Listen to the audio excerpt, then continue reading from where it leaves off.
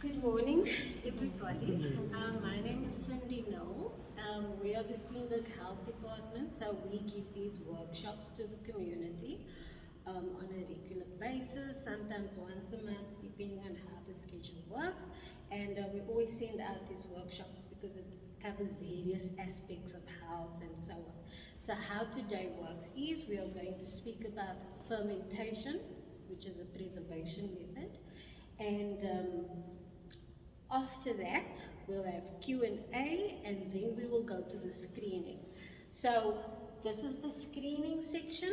We have high blood pressure station, we have diabetes check station, and then we have the eye testing. So you can go to each one of them, depending on what you want, and the ladies and gents will be really helpful with whatever questions you might have regarding your health status or so on.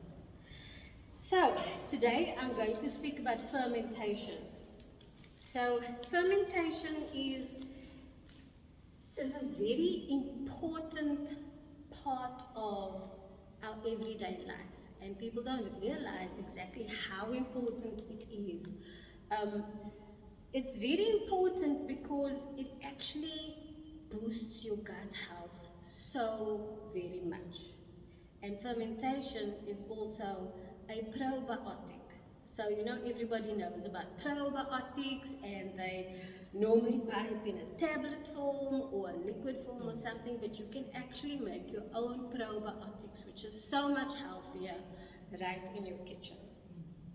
So preservation is an old time tradition which basically keeps food for very long periods, especially when you know there's times of recession or those types of things. So if you're just into, you know, living healthily and you're growing veggies from your own garden, something like that, preservation is the best way to preserve your excess vegetables, or just those that you have harvested and you want to keep them maybe for winter or something like that.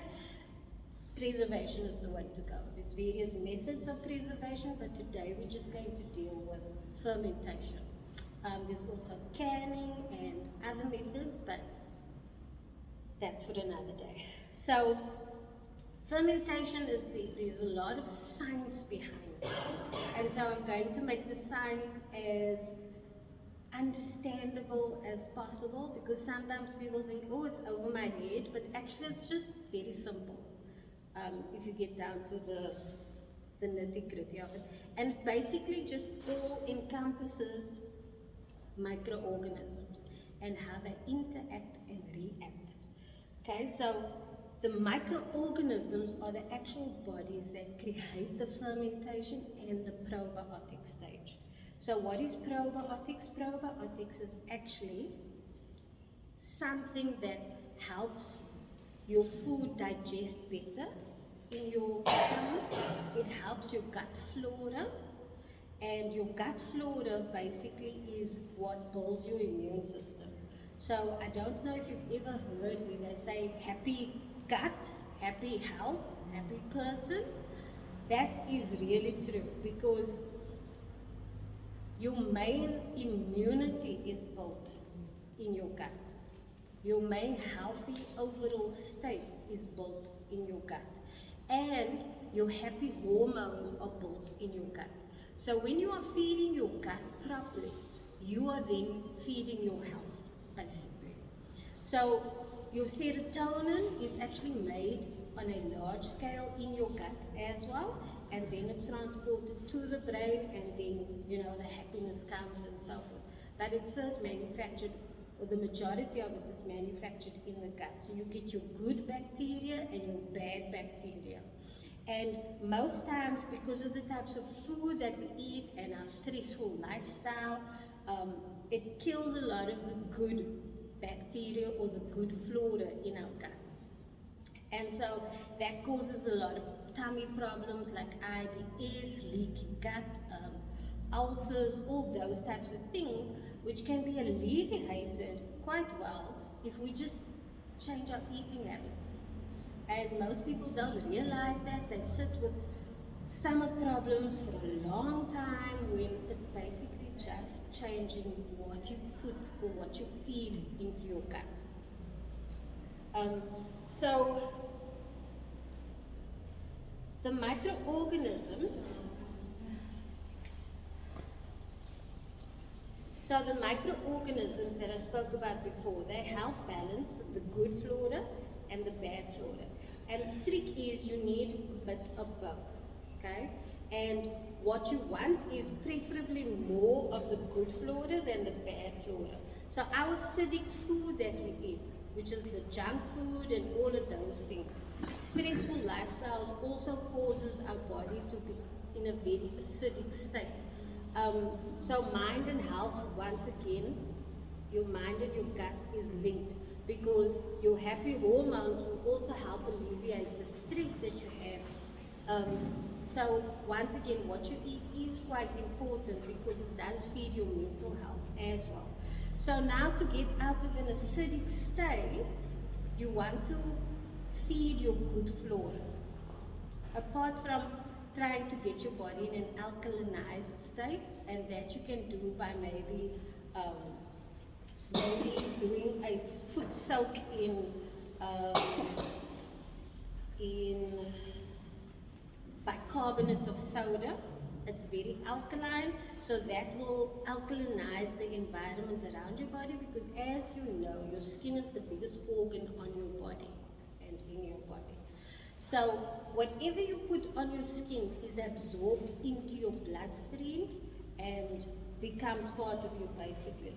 So if you are feeding it good things, like things that will help create a alkaline environment, you are or at least disturbing the balance, whether it's acidic or alkaline state in your body. You are just disrupting that basically.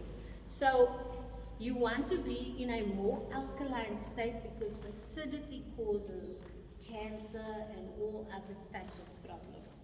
Most of our health problems comes from an acidic state in the body, depending on which organ it is affecting or whatever the case may be. So therefore, going back to what we eat, you are what you eat. So that is a very important part to counteract the acidity that is happening through your lifestyle. And then you have environmental pollutions that also add to it. Some of it you can't help, so it's in the air, but you can help by counteracting it through what you put in your body. So fermentation is a biochemical process that basically takes lactic acid. It's just a type of acid, lactic acid bacteria, and yeast. Now, I know if you're cooking and so forth, you all know what yeast does. But yeast can also be found naturally, okay? So it takes lactic acids and it takes yeasts and it breaks it down. And this is what creates a rich environment to feed your gut and the rest of your body. So that is basically what the fermentation process is. It's just the breaking down of the acids and the yeasts into simple sugars, and then it creates a different type of environment. Okay, so now the types of fermentation that you get it's an alcoholic fermentation, and that is mainly used in like brewing and winemaking. Then you get the lactic acid fermentation, which is normally done with cooking, food, dairy, vegetables, those types of things. And then you get the acetic acid fermentation, which will be your vinaigrettes and your apple cider vinegars and those types of things. So different types of fermentation is used for different types of products, so to say, that you actually want to create. And so today I have an array of different types of products that you can create, and I'll get to that later. So probiotics is basically, as I mentioned before, a form of fermentation that boosts the gut lining basically. So probiotics help with the nutrition absorption of your food into your gut. So a lot of people have issues with that also. You can get issues like Crohn's disease and those types of things. People have other health issues because their body can't absorb the nutrients sufficiently. So a probiotic helps that nutritional ingestion into the system basically, so you can get as much nutrients as possible from the food that you eat for the different cycles and things that is happening in your body. So LAB is the lactic acid bacteria, and that you find in yogurt, kimchi, sauerkraut, and so forth. Now that LAB, the lactic acid bacteria, is what produces the lactic acid, and the lactic acid is what actually causes the fermentation process. And so this then helps preserve the food. Now the food preservation can be for many years. You can store food for years and years and years, up to 20, 30 years, depending on when you open it and what you do once you've opened it. If it's closed, it can store up to 50 years or more. If you've opened it after preservation, it is important to keep it in a cool, preferably a fridge, but if you don't have a fridge, a dark, cool place, very cool, you know, so that there's no outside activation of whatever could get in there. And the yeast that causes fermentation, that you can find either naturally, or you find yeast in your sourdough, kombucha, and so forth. And basically, the yeast ferments the sugar to make carbon dioxide. And so that is where you see the bubbles happening during the fermentation process. So remember, there's now the lactic acid that causes fermentation, and then there's the yeast that causes the fermentation. And then you get your acetic acid bacteria, which you'll find in your vinaigrette and so forth. So that is when you are making apple cider vinegar. So that's a different type of. So those are the three types of fermentation processes that you get. So fermented foods that you get are yogurt, and that can then help with IBS and just your general gut flora. It can rebalance it. Obviously, the more natural the yogurt, the better for your stomach. You get kefir. Kefir, most people don't really know about it, but it's little grains that you can then use to make kefir, and it basically is like a tangy milk.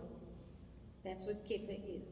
You also now get kefir water, and that is if you just take the grains and you put it in a certain process, and then you can get kefir water. But kefir is mainly a milk substance that has a very tangy taste. And like yogurt, it can also boost your immunity. It's very healthy for you. You get sauerkraut. Some people know about sauerkraut, some people don't. It's actually a German staple, so to say. And it basically just is fermented cabbage. And then you get kimchi, which is also fermented cabbage, but it is a Korean styled fermentation process of the cabbage, and it's more spicy, strong, and yeah. But once again, it really does improve your immunity when you eat these things. Then you get kombucha, which some people know about, some people don't. It's also sometimes termed fire cider, depending on how you are actually making it. It's just a very strong fermented drink. Tonic, so to say. Then you get miso and tempeh, and this is mainly eaten or used in the Asian countries. We don't get it a lot here unless you are a fan of Asian cuisine. You will know what miso or tempeh is.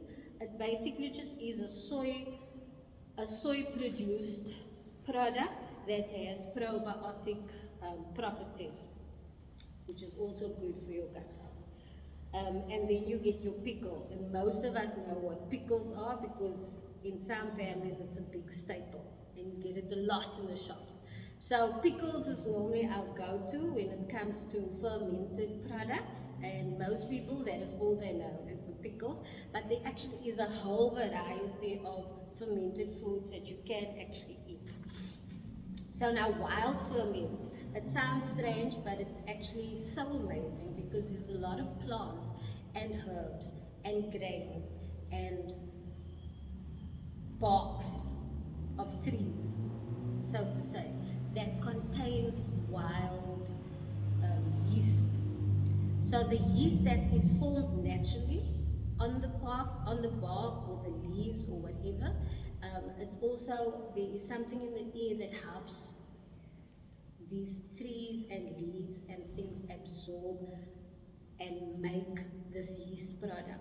So the natural yeast can also then be converted into a fermented product. So most of us only know about the yeast that you buy in your sachets to make your bread or whatever you're going to make with the yeast, but there's a lot of products that has natural yeast that you can use as well. So basically it is collected from the environment wherever the plant or the grain is growing, and then it settles and it becomes part of the actual grain. So things like pine needles.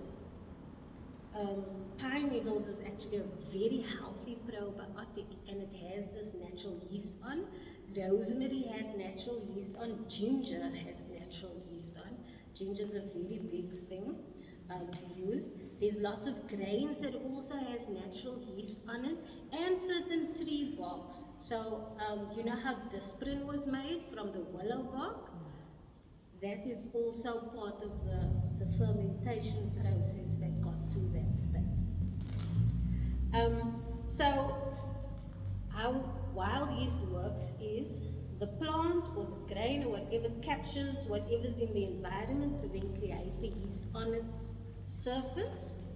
The fermentation then begins where the yeast, so when you are making it, so now you're taking that leaf or plant or whatever, and you're now going to add sugar.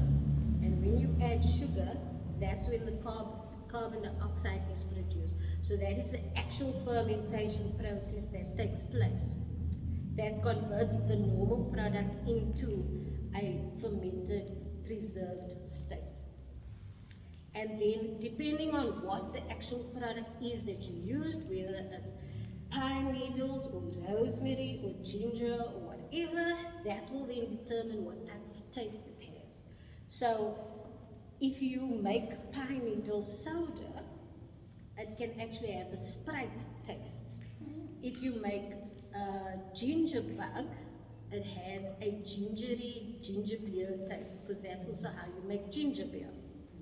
So the different products will have different tastes, but the process is all the fermentation process because of the yeast on it. Okay? Then the other types of wild yeast that you get is sourdough. So sourdough is basically a method where you are taking flour, because flour, the grain, once it's mold, becomes flour. That flour contains natural yeast as well.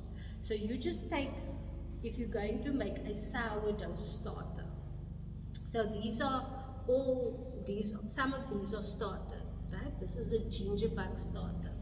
So if you're going to make a sourdough starter, now sourdough is a very healthy type of bread.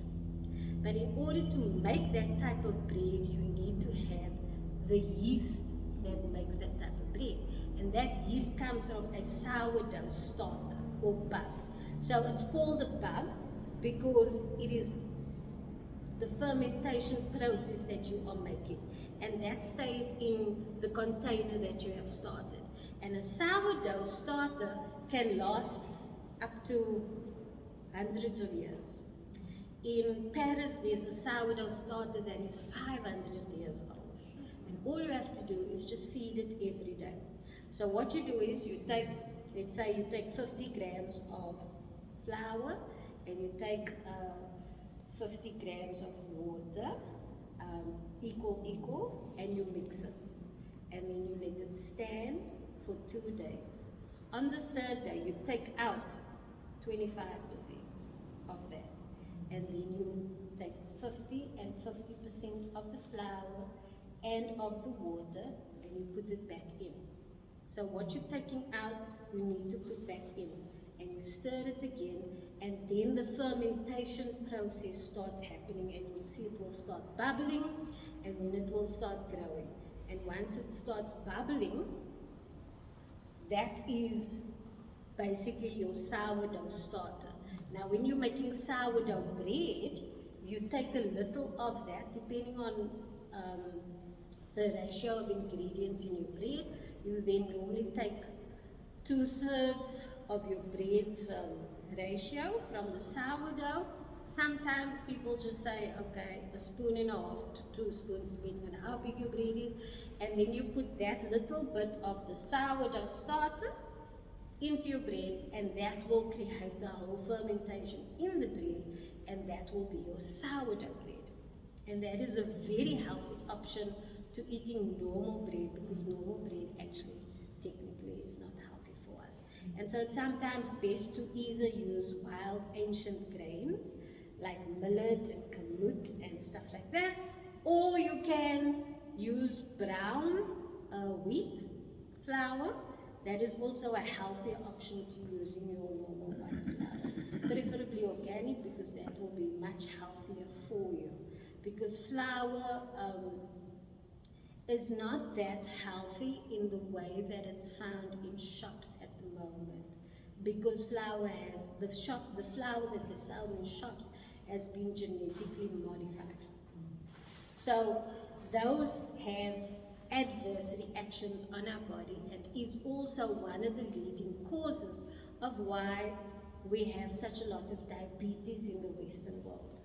Because most of our foods are made with flour, whether it's pasta or bread or cereals or anything, the base is normally flour. And that flour is what is the problem, because in the 1950s, they were having a boom in the population, and so they needed to find a way to create more food quickly. And the flour, the normal flour just used to grow like very small. So they genetically modified it so that it grew these huge stalks, and so that it could proliferate and grow much bigger and faster and so forth. And that genetic modification has this active ingredient called amylopectin A. And amylopectin A is the thing that causes your glycemic spike. So when you have diabetes, it is because you are having a constant glycemic spike. So if you are eating cereals for breakfast, and then you're eating bread for lunch, and then you're eating pasta for supper, you're constantly eating stuff with flour, which is constantly putting your body in a high glycemic spike. And so over time, if there's constant spikes, your body's trying to regulate it by counteracting that glycemic spike. So now your pancreas and everything is working overtime, and so because it's working so much, it's getting tired, and that's what starts insulin resistance, which leads to diabetes. Because now you've worn out, your mechanisms, because it's constantly having to counteract that spike, because you can't have such high spikes because you'll get sick. So your body's constantly trying to fix the problem, and that causes diabetes, because now it can't make its own insulin. Now you need tablets and stuff to make the insulin for you, or to give your body the insulin that it needs. So that is sort of basically the main reason why most people have diabetes, because of what they eat. So sourdough is a much better option to normal bread. You can buy it, it's very expensive, but you can make it yourself, which is very simple. You just use your normal bread recipe, and you make your sourdough. It takes about 7 days for the fermentation process to be complete, between 5 and 7, and you just need a little flour and water, and you feed it every day. Now, as I said, when you are busy taking out, discarding the 50% of what is in there currently, that is called discard. And that discard can also be reused. If you keep it in the fridge, you can use it to start another sourdough starter through the same process, or you can use it to make stuff like pizzas, pancakes, those types of things. So nothing is wasted. You can reuse it if you just save it. You can just discard it. It's up to you. But you can grow your own little fermentation kitchen or lab, or whatever you want to call it, so that you are feeding your own gut health and your body. So we're using the bug, but now we're using normal flour. Yes. So we shouldn't be using normal flour. Yes. We should be using organic or what other Yes, flours. that's why. Which is very expensive. Yeah, that's why I said try to use an ancient grain. Otherwise, use brown whole wheat flour. That is the cheapest option. Because if you have to make every day for the family. But remember, your starter will last very long. Yes, you are feeding it every day, but you are, after the 7 days, you don't need to feed it every day, depending on how much you are using it. If it's going like, if you're using it a lot, then you need to start rebuilding it and start feeding it again and so forth. But if you don't, then you can preserve that and then reactivate it some other time, but preferably try to keep on feeding it so that it doesn't, because I think after like 7 days or so, the fermentation process in the starter will fall flat, almost like it's finished, and then it starts dying. So you want to keep that fermentation process alive by feeding it all the time. But once again, if you leave it like that, it then becomes discard, which you can also use for other things like I mentioned, but then you can also just reactivate it. So preferably try to make whatever you make with flour. If you have time, try to use your starter bug, because you just need a little bit of that, and replace it with the yeast or whatever you want to use. You can also use it in other meals if you want to, just to get that probiotic in whatever meal you're making. So you just take a little and you put it in, and then that will douse or infuse the meal with probiotics. So that's what you can also do. So a starter bug is very good to have for a healthy lifestyle and to keep that probiotic concept going. And then, so that's the starter bug for sourdough bread. Then you get your spontaneous fermentation, which is your other type of fermentation, which basically is like your ginger bug. So your ginger bug is also very simple to make. And this you will mainly use for things that you will be drinking. So all you do here is you chop up some ginger with the skin on, because the yeast is in the skin. Okay? You chop up some ginger and you take a tablespoon of the ginger and you put it in, and you take a cup and a half of the water and you put it in, and you take a tablespoon of brown sugar and you put it in. You can use honey if you want to, but honey is expensive. So brown sugar, and that's all. That's what you start off with, and you shake it.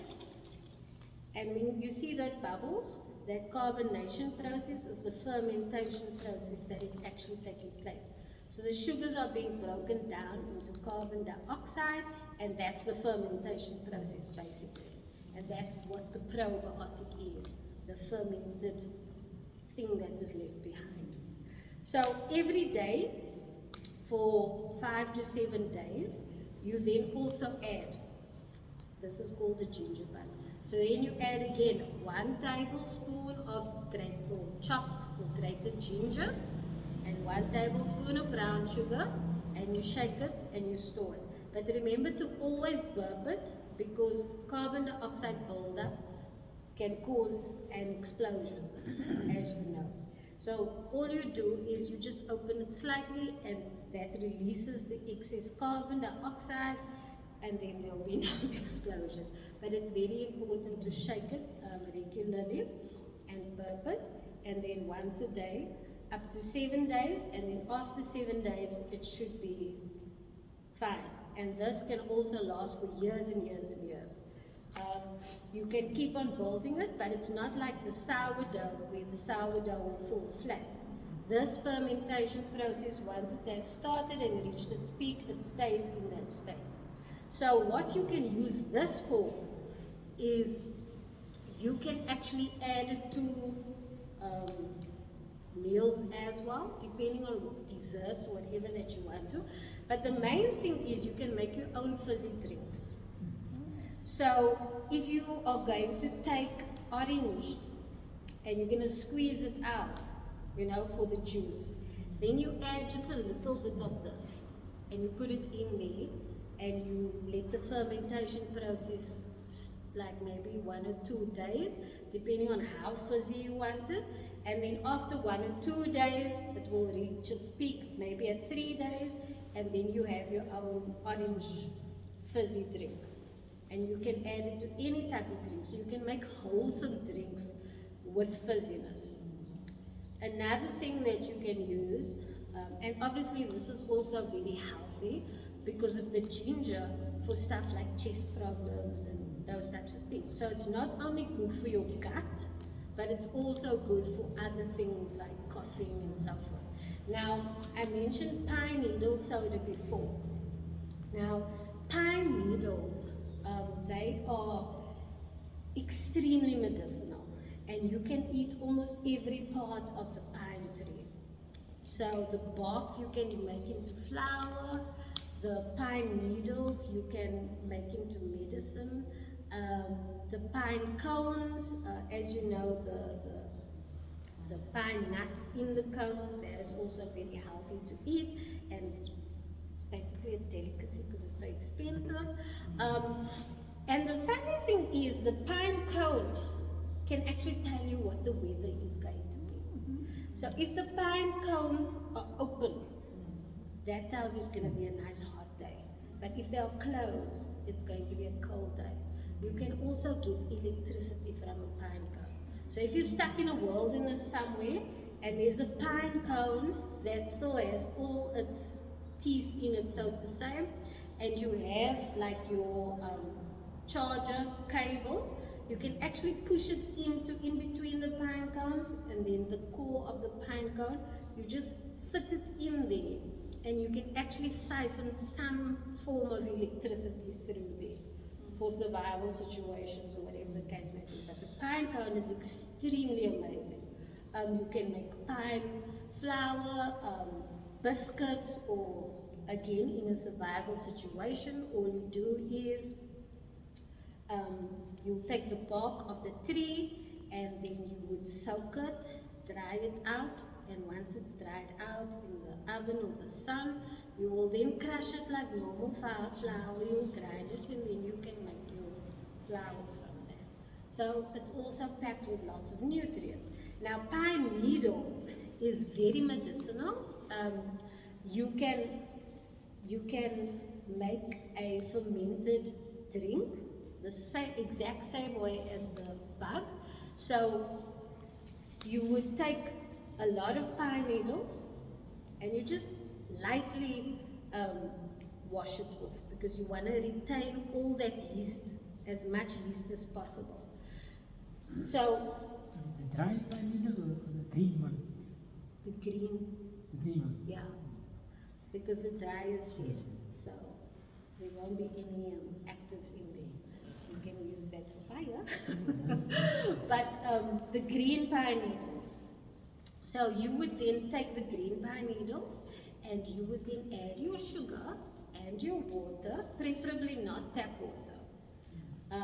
Either boil your water or buy water, but not tap water because it's got chlorine and all other things, fluoride and stuff, which is will cause adverse reactions with the fermentation process and won't be that healthy for you.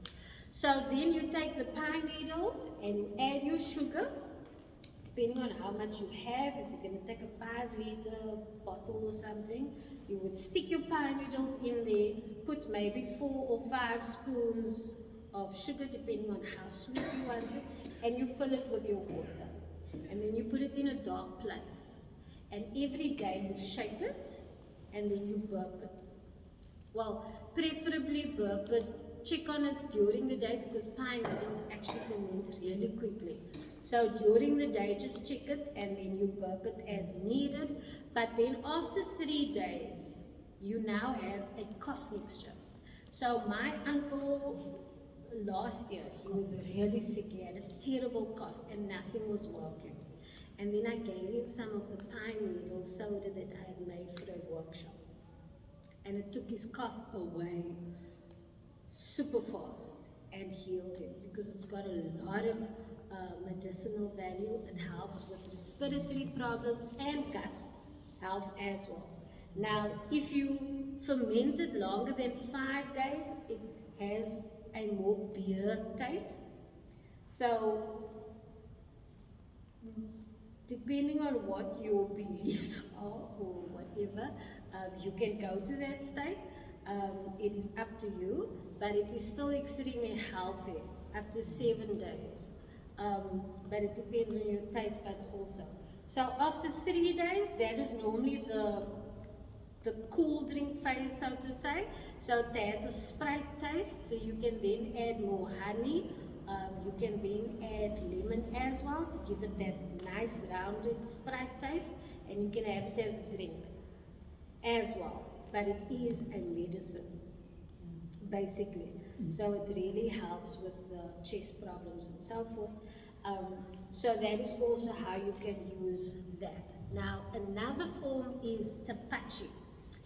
And most people don't know what that is. It's a Mexican drink made from pineapple skins. So pineapple also has a lot of yeast on. So you basically, instead of throwing away your pineapple skins, you gather them up and some of the core, and you put it in your bottle or whatever you're going to use, and you add some sugar.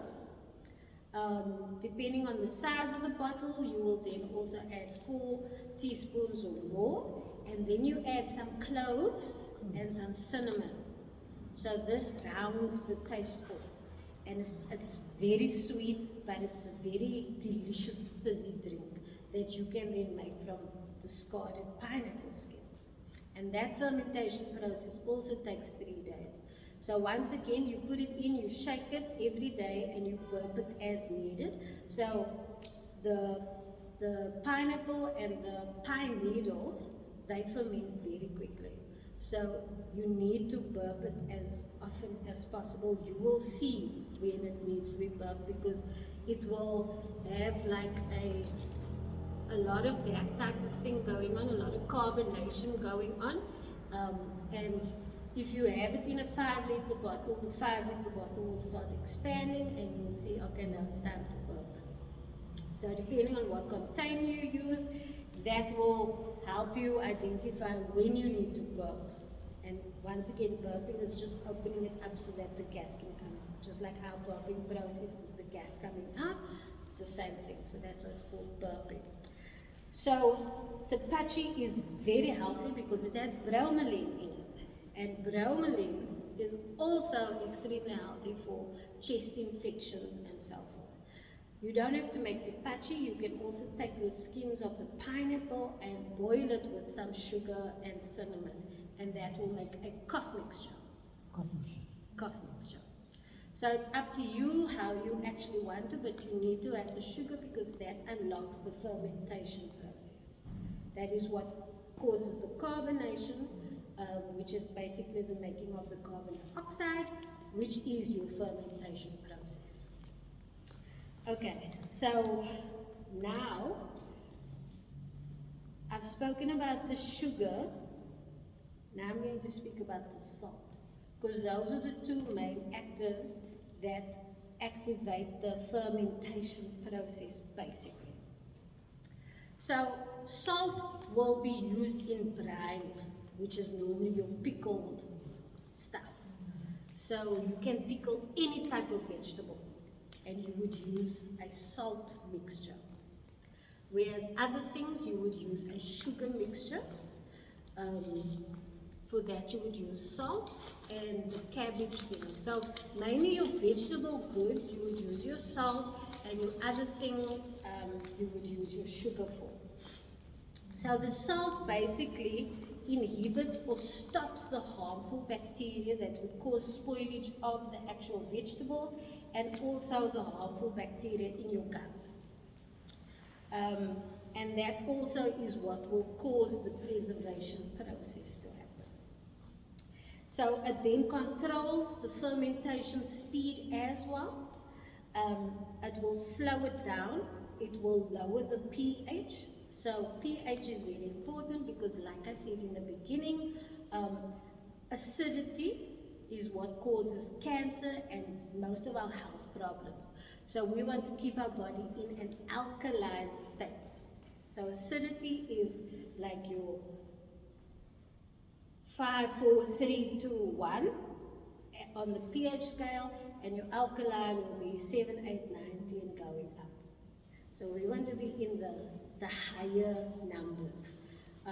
And so for the best way to get the alkaline environment through our skin quickly, as I mentioned before, is the bicarb. So you can do a bicarb bath or foot soap, or you can drink bicarb as well, but these are the various things that you can use to get your body inside in an alkaline state. Because the main thing is to get the acidity sort of balanced out or balanced up, regulated up to a more alkaline state. That is the main goal of what you want to do. So there's different ways of how to do it quickly, depending on you, but food is the best way to do that. But if you're in a serious state and you need a quick fix, an alkaline bath would be a quick solution. But your food also, depending on what your problems are, food is the best way. So the salt also enhances the texture of what it is that you are doing. It keeps the vegetables there. It gives it that crisp, crunchy taste and texture. And so that is sort of what causes the pickling concept. So how you do that is you take your salt and you basically take your salt and you put it, you make your brine mixture first, which is your salt and your water. So you take 1 1/4 cup of water, and you take a 3/4 cup of vinegar, and you will take 1 tablespoon of salt and you will mix it, and then you bring it to the boil. So once it's boiled, you then throw it over your vegetables, whatever vegetable you want to pickle, and then you close it, and that will start the whole fermentation process. So then this needs to stand for about 7 days as well. The longer it stands, the more fermented it gets. But after about 2 weeks, it's reached its peak, and then you can start eating it, but you can pickle anything. But that's a boiling process, and you add some vinegar there as well. And so. And salt, yes. Do you have to butter it? No, no, because it's not creating that carbonation effect like with the sugar, because the sugar is what causes the carbonation effect in the fermentation process. But with pickling, because you're already boiling, the salt is already, the salt and the vinegar is already causing that process. So you are just adding it, and then it will ferment everything in that environment. Any particular salt?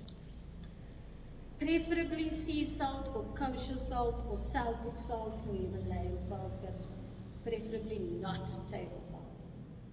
Because you want to use a salt that has as much nutrients and minerals in it as possible, because those minerals and nutrients will then feed the brine, because the solution is then called brine. It will feed the brine, which will then enhance the nutrients in the vegetables and feed that also. So that is why it is very healthy, and also a probiotic to eat lots of pickled foods, because it does the same process, it's just using salt, as we mentioned before. So the benefits of probiotic food is that it enhances your gut health, it boosts your immune system, and like I mentioned before, your happy hormones are made in your gut flora. So you need to have as much good bacteria in your gut as possible, and most of us have a lot of bad gut. That is why we have all these tummy issues and cramps and IBS and pain, and it makes us feel sluggish and just unbalanced, and stomach issues are actually a plague that most people suffer from, and it is due to what we eat. So the best way to counteract that and reverse it is to get on a probiotic diet, and that basically just means incorporating any of these probiotic forms in your meal. So for example, maybe breakfast you can have a little apple cider vinegar before you eat your food. Apple cider vinegar also helps with diabetes, because it then lowers those levels, and it then causes the glycemic spike, it prolongs it. So if you have to eat carbs or whatever, have apple cider vinegar and water before or after your meal. It will break down the process of that glycemic spike, and it will make it last over a very long period. So it's almost like you weren't eating carbs. It's not a solution to diabetes, but it helps a lot. Will you be able to give it to us on black and white, because we can't remember all those things? Yes. You can just message me and I will send you the typed up notes. I said, yeah, I don't know if I can wait, so I don't know if you covered the risks of fermentation. Because obviously if you're not trained, there are lots of risks also involved with fermentation which can go wrong. For instance, I know people do pineapple beers, which is also a fermentation process. And these homemade beers actually killed a few people somewhere in South Africa. So fermentation, the good bacteria in there is good, and it's good for your health, your gut health. But you have to be wary of how you do things, what you include, who can and can't be using fermentation products. Like people who are immunocompromised should consult their physicians first, because you could have bacteria that gets into the fermentation mix which can make you can compromise your health. So did you cover the risks? No, I didn't cover the risks yet, but thank you very much for bringing that up. That is what I was going to get to, and you brought it in very nicely. So that is a very important part, is that when you are making these fermentations, it needs to be in a sterile environment, because as you mentioned, bacteria can cause as much harm as it can be good, depending on the type of bacteria. So you don't want your harmful bacteria to get into what it is that you are making, because that can also cause a lot of problems. And like you said, people that have immunocompromised issues, they need to be careful with whatever they are ingesting. As good as this is, there are a few risks associated with it, as you mentioned. Now, it is very important to know what you are putting into it. So, for example, like you mentioned, those people that died from the pineapple beer that they made. When we researched that, they did add other stuff into it, which is used in the actual beer making process. Okay, there's a lot of other things. But if you are just making, like for example, the tapachi, like I said, after 7 days preferably, do not, because then it starts having that beer taste. Your taste buds will also tell you, okay, no, this is not tasting too kosher, then rather just leave it. But preferably when it is the pineapples that you're using, after 3 days. And pine needles as well, after 3 days, rather don't. That is the healthiest version to do it. And once again, what you use needs to be sterile. So these bottles, you need to boil them or autoclave if you autoclave. Quick autoclave can also be you put some water in and you put it in the microwave. That can also sort of be an autoclave type of experience, but preferably boil them so that they are as sterile as possible. So those are the risks associated. Thank you. Okay, so back to the benefits of probiotics is that it increases your nutrient absorption. And this is very important because in our lifestyle today, the food that we eat is not very nutritious. And that goes back to the soil that it is growing in. So the soil, because it is over-cultivated, doesn't have a lot of nutrients to push into the vegetables as they are growing. So a lot of our vegetables look wonderful, but it's not as healthy and nutritious as it would have been 30, 40 years ago. So the farming practices have a big impact on what it is that is in the fruit and the vegetables that we eat today. So that's why organic is the better option. Growing your own is the best option because then you can feed your soil in the best way possible and you can nurture your vegetables in the best way possible to have the optimal value of nutrients in it for your body. Because obviously all your organs and cells and all those processes, they need nutrients and minerals, and that we obviously get from the food that we eat. So what is in the food is extremely important, and so probiotics are a very good way of enhancing the nutrition and minerals in the food and allowing our body to absorb it properly.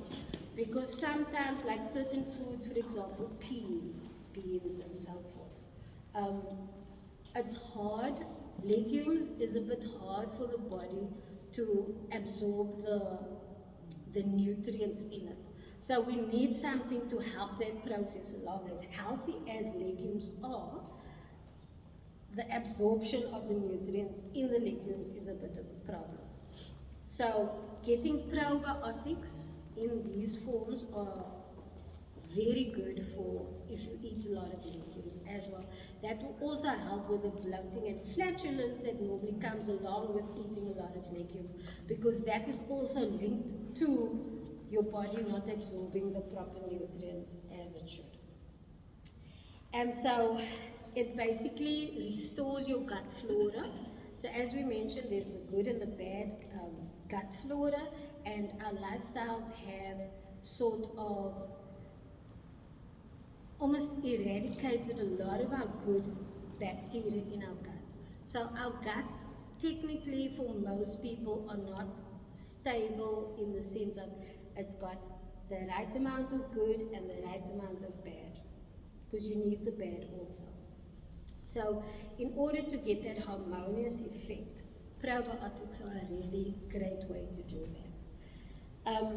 It boosts your immune system, because if you have a happy and healthy gut, your body is generally in a healthy state because of the nutrients that it absorbs, but also other things that it cycles in your bodies and so forth that it regulates. It also stems from your gut flora, and it reduces inflammation as well.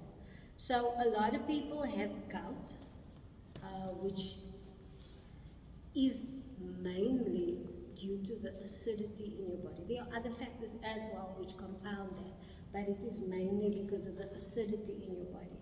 And so as you've now heard, probiotics are a great way to counteract that acidity. So it reduces inflammation in other areas as well. And then it basically is a happy booster because it's boosting your happy hormones, because like I mentioned, your serotonin and all of those happy hormones are mainly produced in your gut. So if you have the right gut bacteria, you are then feeding those happy hormones, and they can then be produced sufficiently, and you will then automatically be in a happier state simply by what you eat. So it is really important to incorporate these different things into it. So this is apple cider vinegar that I've made. This is the ginger bug, this is the pickles, and this is actually a cleaner. So you can also use the fermentation process to make your own cleaning agents. So it is the citrus peels, and you add some vinegar, and then it ferments to make this liquid at the bottom. Now the liquid at the bottom will actually draw out a lot of the dirt in, for example, your table, right? It will draw out those unseen dirt molecules that is there, and it will help polish, it will help disinfect. So it is not just a cleaning agent, but can also be used as a disinfection agent. So if you are wanting to live very healthy and get away from your normal chemicals, because chemicals also have a negative effect on our arteries, this is a good solution that you can also use. And then obviously the citric smell is also very nice. Okay, so how you make apple cider vinegar is that you would, as I mentioned before, lots of fruits has its own yeast on it. So sufficiently you would clean it with maybe bicarb just to get pesticides and all those environmental pollutions out. Whatever you are using, always clean it with bicarb. The vegetables now, always clean it in a bicarb rinse. That will extract all the pollutants in the air, environmental pollutants, pesticides, whatever other residue might be left on the actual vegetable or fruit. The bicarb will wash it off and start that whole alkaline environment, as we mentioned before. So you would then peel your apple, and you would then take the core of the apple as well, and then you would take, so for such a jar, you would take 4 teaspoons of brown sugar, and you would add that with as many peels as possible, preferably make it this full, and then you put your peels in here, and you put your sugar in here, and then you add your water, and you shake it, and you store it, and you do the burping process again. So apple cider vinegar normally takes 2 weeks to ferment, 2 to 6 weeks, preferably 6 weeks, because then it's really that wholesome vinegary type of taste, and then it will form like a little white layer at the bottom. Now I've been shaking it a lot, so you can't really see the white layer, but the white layer at the bottom is called the SCOBY, or the mother. Now when they speak about apple cider vinegar, unfiltered is always the best, because it still contains the mother, and the mother is where all that bacteria, the good bacteria in there, and the process of the fermentation stems from that mother that was created with the apple skins and the sugar. And that mother, just like the sourdough, feeds this whole thing, okay? So the nice thing about if you are making ferments is that you can always use it again.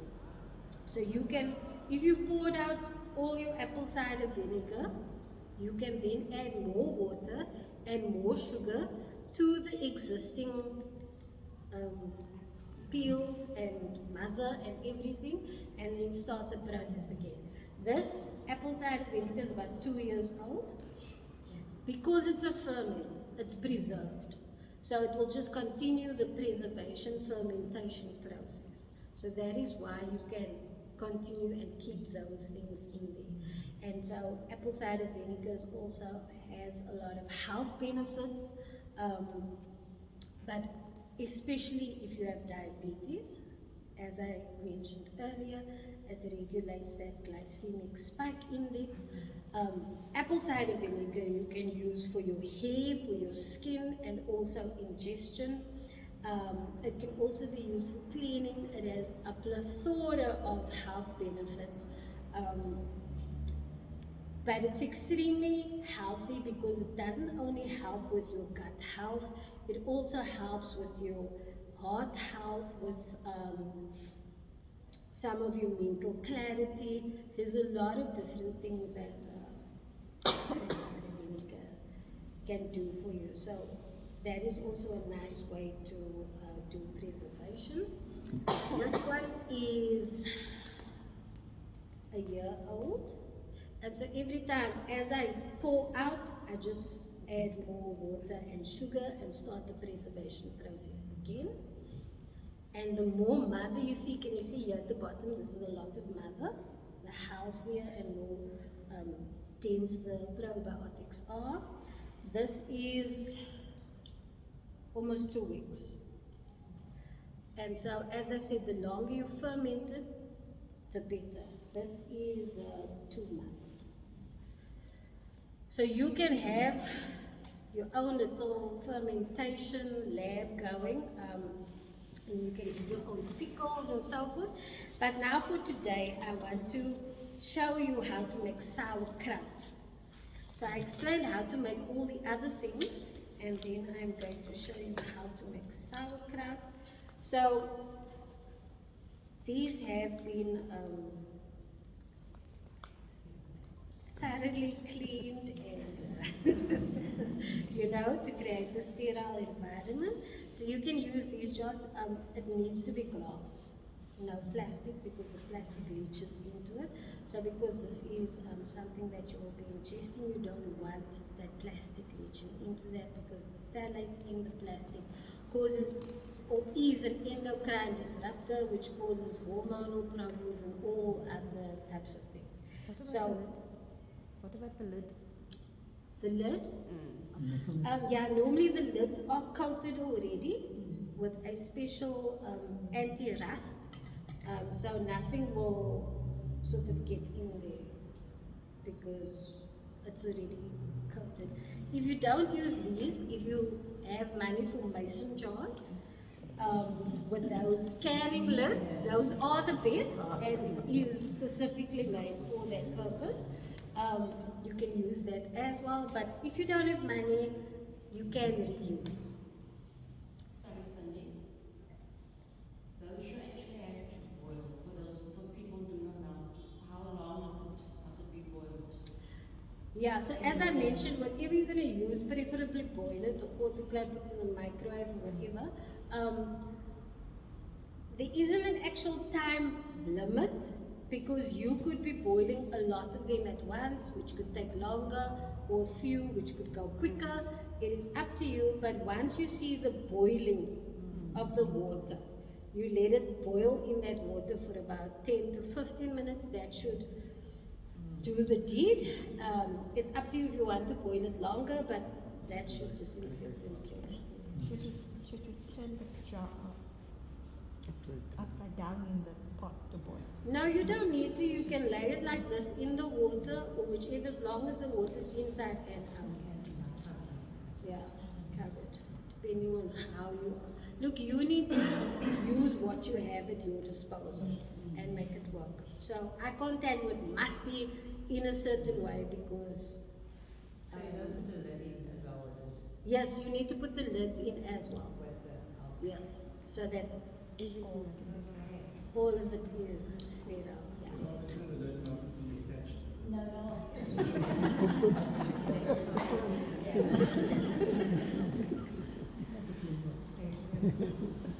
Okay, so when you are making sauerkraut,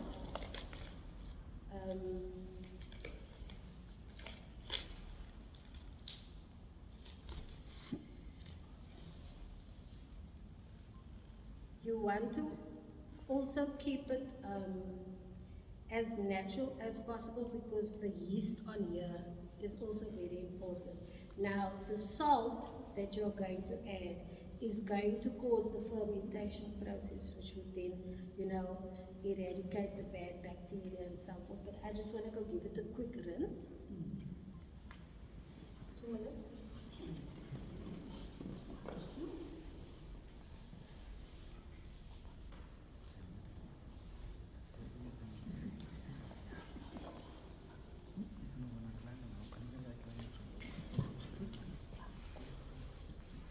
So this is quite a labor-intensive thing. So the first, I think I want to take the top leaves off, right? Because they will be slightly damaged, and you're going to reuse them later. You'll see how we will be reusing them. So just that's about enough. And then we are going to slice it as thin as possible. Because the thinner it is, the quicker the fermentation can happen.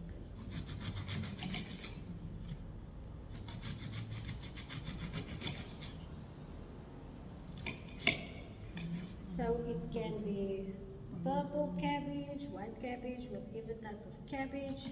It is up to you. Preferably the leaves, try not to do the core because the core is very thick.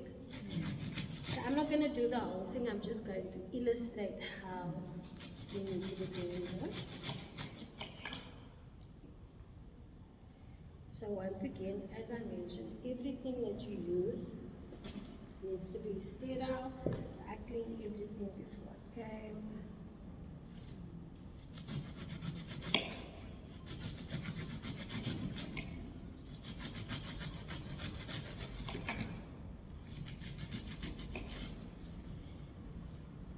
And sauerkraut is really healthy, and you can have it with any meal, even breakfast. It has like a tangy type of taste, which is really nice. Now kimchi is also fermented cabbage, but kimchi is very strong, so it has lots of the different types of peppers that it uses. They also have a very specific paste that they use in Korea.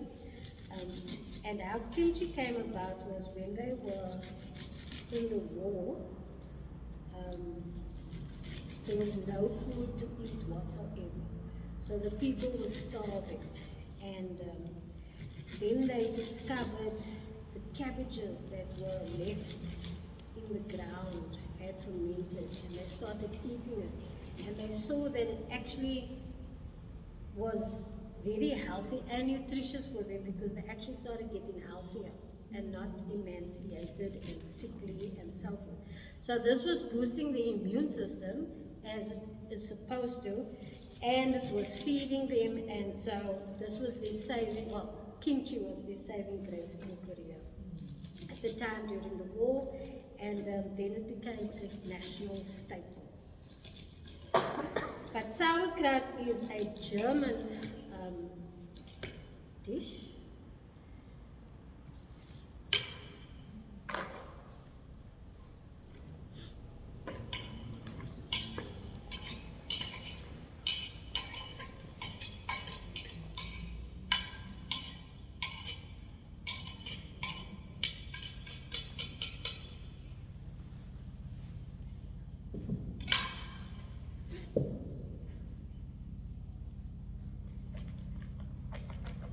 Okay, so normally you would take 1 kilogram of cabbage.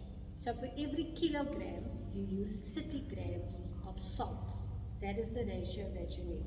So if you're going to use a half a kilogram, you would then use 15 grams of salt. So I'm going to use a quarter teaspoon, which will be half of, the 15 grams of salt. Sorry, a quarter spoon, tablespoon.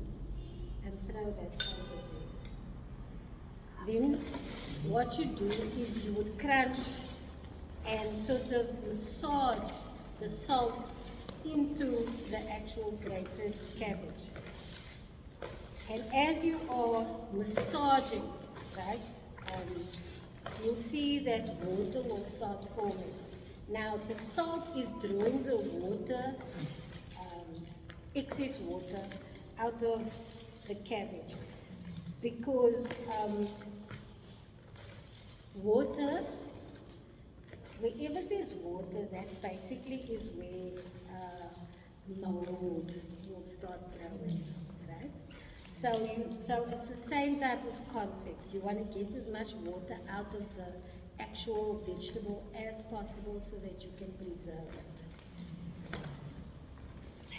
And then obviously the salt will then infuse into the actual cabbage, which will then start the fermentation process. So by the end of this, if you're doing a whole cabbage, it's quite a workout. If you're doing a whole cabbage, it will take quite a while.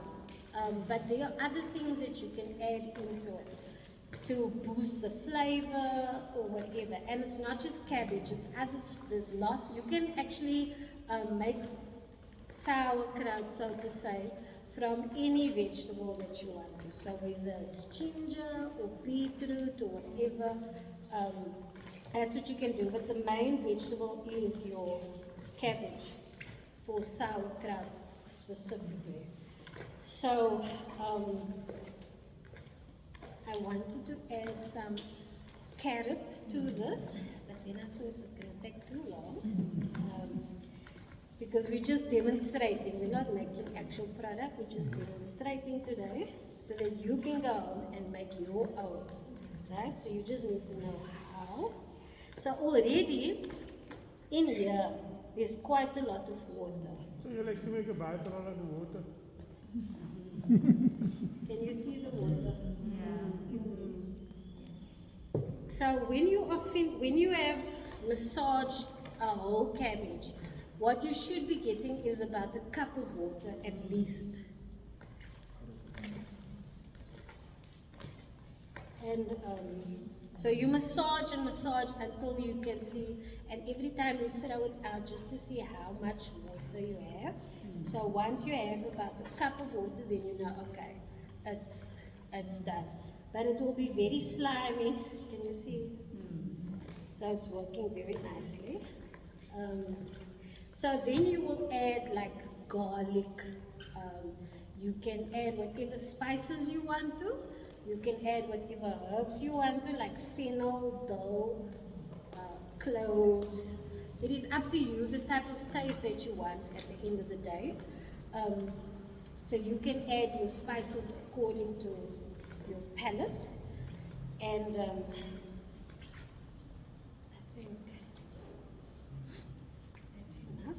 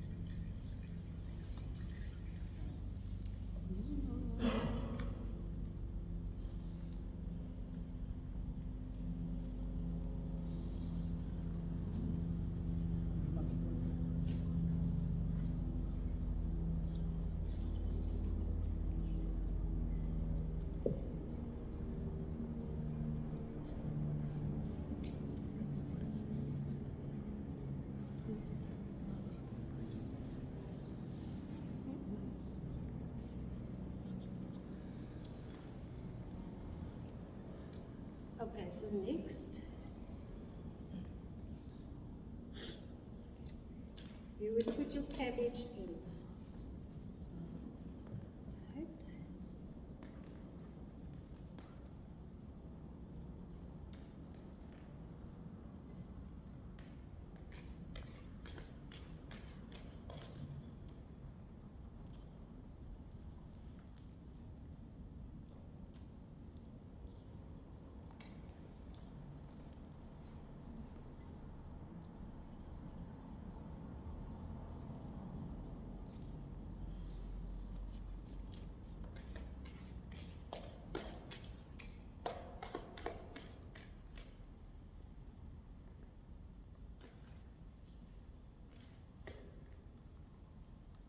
So you get like little fermentation kits where they sell the jar and the stone together. Now the stone is very important because once you have put that in, you press it down as much as possible because you want the air out. Because this, there must be no air in here. And then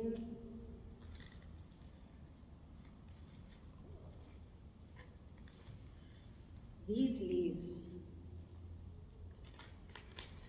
you will then put over that as a covering.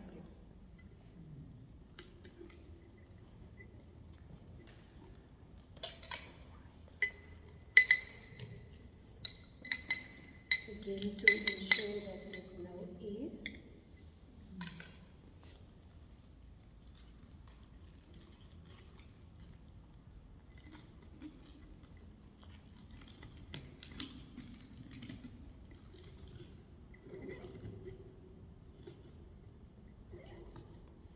And then you would throw this solution back. Now obviously it will be a full cup, and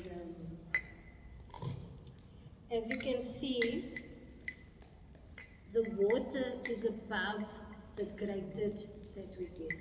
So what is not above the grate, what is standing up is the leaves, okay? So you want the actual stuff that you were massaging, the actual cabbage that you were massaging, that must be completely covered with the water. And then you will have like a stone, and once again you need to also disinfect this. So the stone, if you have the kit will have like a glass weight type of thing, and then that you can use instead. But I don't know if you can afford a kit, but this stone will then press down, put pressure to ensure that the contents stay pressured, and that the water stays over there, because so this would normally fall to the brim, right? And then you would put the stone on top, and then you would cover it, and then you would let this stand for 6 weeks minimum. You have to open it. Once again, with fermentation, the burping is very important, right? Because it's going to cause a carbon dioxide to be composed. So you need to burp. The first week there will be a lot of popping noises. So preferably put a plate or something under it, because some of it might spill out. So you'll hear it will make like a pop, pop, pop.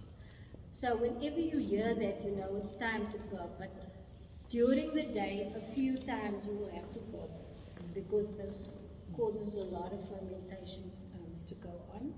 So you would just open it like that, not completely, because you don't want microbes to come in. So you want to keep it as sterile as possible. So you would just do that, allow the gas to escape, and then close it again. And then after about a week, it will slow down the popping. So you then only need to burp it once a day, every 2 days, and so on as time goes by. It's very important to ensure that the water remains above everything, okay? Because this is an anaerobic solution, which means there mustn't be any air in it. So you have to ensure that there's no air, that the water is covered. So try, and before you close it, ensure that it is as tightly squeezed and compressed as possible.